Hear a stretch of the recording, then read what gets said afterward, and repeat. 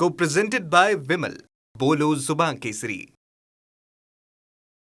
सार्वजनिक बांधकाम विभागाच्या कंत्राटदारांनी आजपासून काम बंद आंदोलनाचा इशारा दिलेला आहे. त्यामुळे राज्यभरातील सार्वजनिक बांधकाम विभागाचे कामं ठप्प होणार आहे.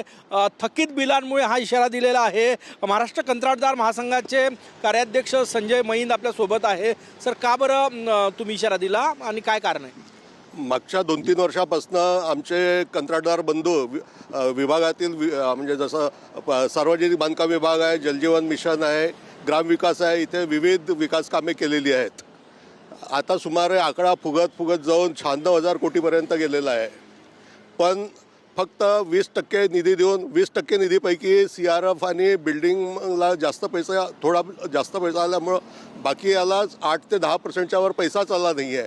त्याच्यामुळे आमचे कंत्राटदार हवालदिल झाले आहे. त्यांना उपासमारीची पाळी आली आहे. बँकेचे कर्ज थकले आहे आणि शासनाला काहीच पाझर फुटत नाही आहे. त्याच्यामुळे आम्हाला आजपासून महाराष्ट्रातील 30ही जिल्ह्यात काम बंद आंदोलनाचा आम्ही आवाहन केलं आहे आणि स्वयंपूर्तीने सगळे कंत्राटदार आजपासून कामं बंद करणार आहेत. किती पैसे थकीत आहेत? कुठले कुठले कामं प्रभावित होणार? सगळे रोड, पुले आणि बिल्डिंग याचे सगळे कामं आता थकीत होणार आहे आणि सुमारे 96,000 कोटी थकीत होते. त्याच्यापैकी फक्त 20% पेमेंट आम्हाला मिळालं आहे. विदर्भाचे कार्याध्यक्ष आणि नागपूर कंत्राटदार असोसिएशनचे अध्यक्ष सुबोध सरोदे आपल्यासोबत आहे. नागपूर आणि विदर्भात किती थकबाकी आहे आणि कुठले कामं तुम्ही थांबवणार? नागपूरमध्ये 23,000 कोटीची थकबाकी आहे आणि विदर्भाचा विचार केला तर कमीत कमी 40,000 कोटीची थकबाकी आहेत.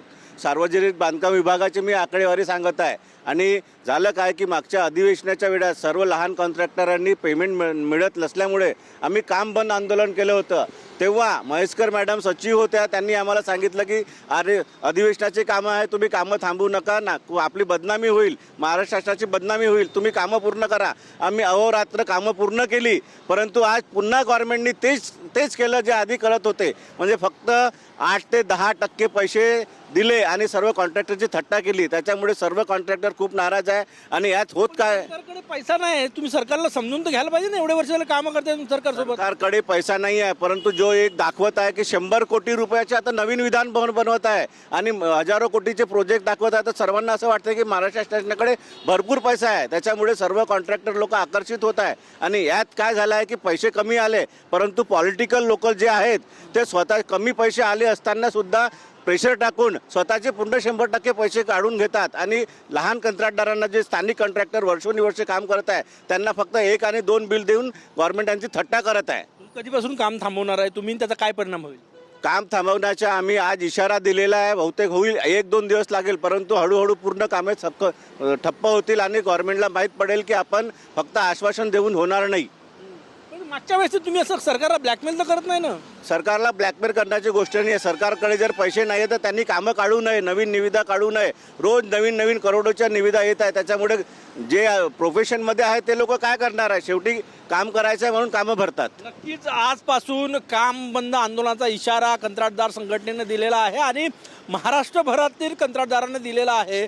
आणि याचा परिणाम म्हणजे उन्हाळ्यातले सगळे कामं जे आहे, म्हणजे जलजीवन मिशन असो, रोडचे कामं असो, गावांमधले जे कामं आहे त्या कामांवरही याचा परिणाम होणार जर 100% काम बंद आंदोलन यशस्वी झालं तर. कॅमेरामॅन सचिन सयामसह गजानन उमाटे, TV9 मराठी, नागपूर.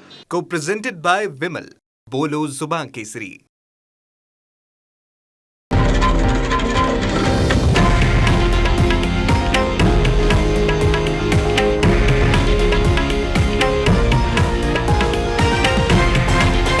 हे आहे देशातील नंबर 1 न्यूज नेटवर्क आणि आपण पाहत आहात TV9 मराठी, एकमेव.